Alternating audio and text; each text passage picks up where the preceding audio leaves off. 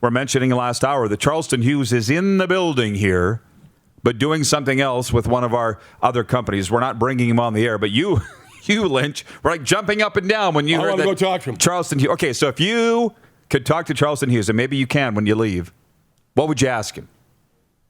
What's he going to do this year? I want him here. You're a great guy. You got a business in Regina, so I know you like Regina. We want you here. What's happened, he's ticked off. They're not paying him enough. He's upset about being asked to take a cut that is substantial. And if there's ever an exception, it's him. He's a leader, a winner out there. And all you guys on that Rider executive are just going nuts because you got to have the cheaper. Guys got to come cheaper. Cheaper. Each player's got to come cheaper. That may not be the case. You can't do it sometimes because some of these top stars won't do it. They'll just get ticked off and go somewhere else. And a guy like this guy is a game changer. Makes a game changer. He cares about things here, and he puts a lot of pressure on quarterbacks and can change the way a game's going. He's a major star. Yeah, major star. From what I'd heard, he had told somebody that he and the Riders are not in the same ballpark financially. You heard that too, right? That was from this morning. Charleston, I haven't seen him, but he had talked to somebody in here and said he and the Riders aren't in the same ballpark. Now, I don't know how the Riders are allocating their money, and quite frankly, that's their business.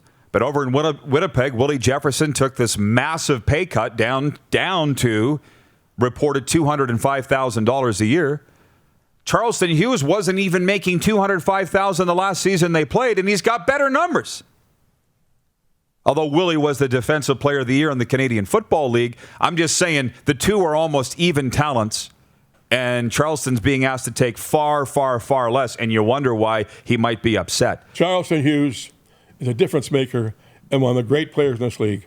If he's not with the Saskatchewan Roughriders and he put somebody else in there, we're going to get a bunch of baloney stuff of what the kid they put replacing him is good. They think he's got a lot of potential. Well, and the years go by, and he might be good enough to do it. From our viewers, we're going to viewer takeover a little early, and I know we got to get to a break here, and we will bring in Jeff Reinbold. Mark Zosel says, if no fans in the past 2 seasons, I bet some people will find use of their money for entertainment in the future.